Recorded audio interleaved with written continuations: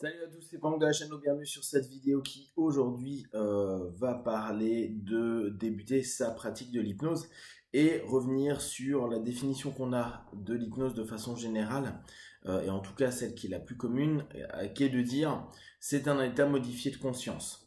Je trouve que c'est important pour les personnes qui débutent et pour nos partenaires de pouvoir être le plus clair possible par rapport à ce qu'on va leur proposer, sachant en plus qu'aujourd'hui, en fonction de la façon de pratiquer, en fonction des cadres que vous allez proposer, l'hypnose peut être perçue de façon différente et peut ne pas répondre à des attentes qui, la plupart du temps, seront excessives dans une démarche thérapeutique ou en tout cas d'aide.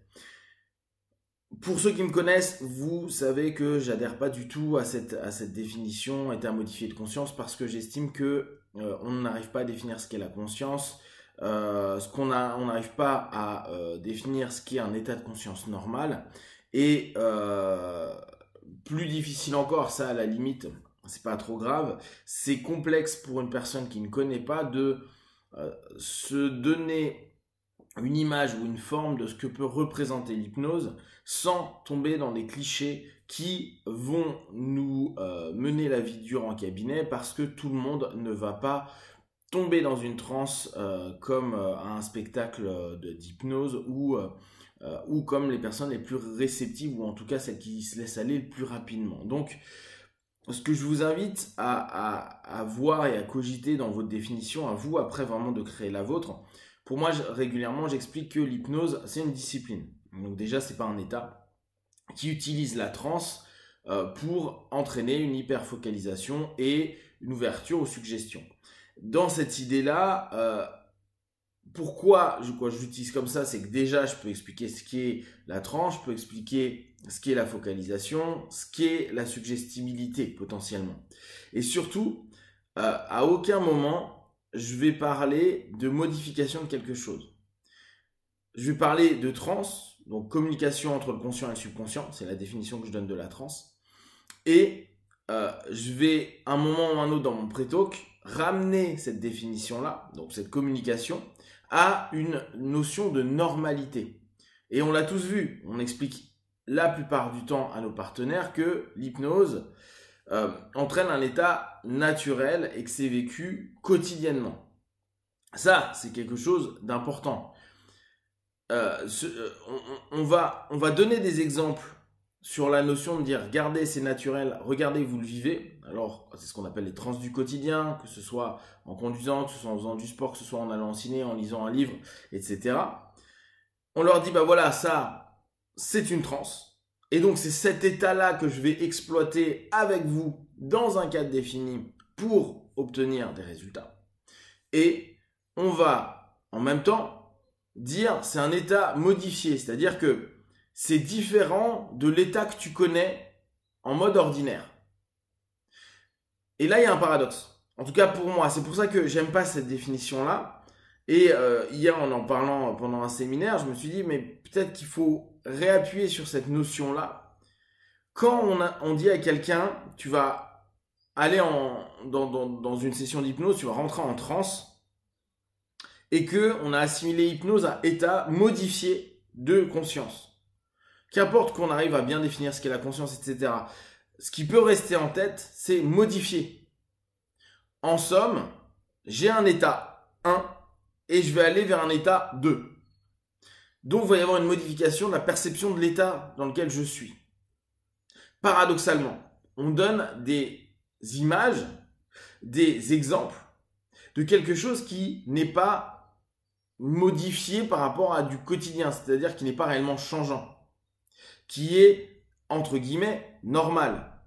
On l'a tous vécu, on sait tous ce que c'est, et ça nous arrive X fois dans la journée d'avoir les yeux dans le vague et de penser à plusieurs choses alors qu'on est en train de bosser ou parler avec un partenaire, un pote, ou etc. etc. Donc, la notion de modification est ce qui va faire que potentiellement, on va rentrer dans une attente excessive. Et vous savez bien que l'une des idées principales du pré-talk, c'est de lever les attentes excessives. Et cette notion de « je vais rentrer dans un état modifié », signifie pour la personne, en tout cas la plupart du temps, je vais vivre quelque chose qui va me déconnecter, quelque chose qui va être nouveau, quelque chose qui va être incroyable, quelque chose qui peut être extraordinaire. Et à ça, vous lui associez, bon bah ton état modifié, en fait, c'est quelque chose de naturel, et c'est déjà quelque chose que tu as vécu des milliers et des millions de fois. Donc la modification, elle n'a plus vraiment de sens. Et à mes yeux, à partir du moment où on commence à dire que c'est pas un état modifié, c'est un état naturel, etc., etc., et qu'on va réexploiter cet état naturel, on va avoir bien sûr des personnes qui vont dire oui, pourtant, chez Mesmer, il y en a, ils sont éveillés, et d'un coup, ils dorment. Alors bien sûr, dans le préto, il y a toujours cette notion à recadrer qu'on ne dort pas, etc., etc.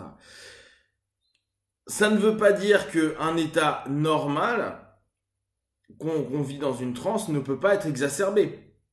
Et c'est ça qui est parfois intéressant. Il y a des films que vous allez regarder, et moi c'est un exemple que je donne, il y a des films que vous allez regarder, vous n'allez pas avoir spécifiquement d'émotion, alors que la personne à côté de vous, elle va être en larmes. Et de votre côté, certains films vont vous faire remonter énormément d'émotions, vous allez vous sentir, vous prendre une claque à la fin, alors que d'autres personnes n'auront rien vécu de particulier, limite vont trouver que le film n'avait aucun intérêt. C'est pas parce que notre transe, elle est vécue et orientée par rapport à nos propres sensibilités, notre propre histoire, etc., etc., d'une certaine façon qui nous fait vivre un excès de perception, que pour autant, c'est quelque chose de non normal, de non vécu quotidiennement. Ça, c'est important à prendre en compte. Donc, notre idée, c'est de dire, bah oui, il peut y avoir des personnes qui, dans le cadre d'une scène, voire même du cabinet ou de la rue, peuvent exacerber l'orientation qui est proposée. Au ciné, bah, ça sera par le scénar et autres, et dans la rue ou sur scène ou en cabinet, bah, par l'opérateur. Et ça peut exacerber. Ce qui ne veut pas dire que c'est pas quelque chose de naturel. C'est ce qui ne veut pas dire que c'est pas quelque chose qui a déjà été vécu. Par exemple, des personnes qui ont des gros états de choc, des personnes qui se souviennent pas de certains moments de leur vie, etc., etc. Preuve que il y a quelque chose qui s'est déjà passé de la même façon.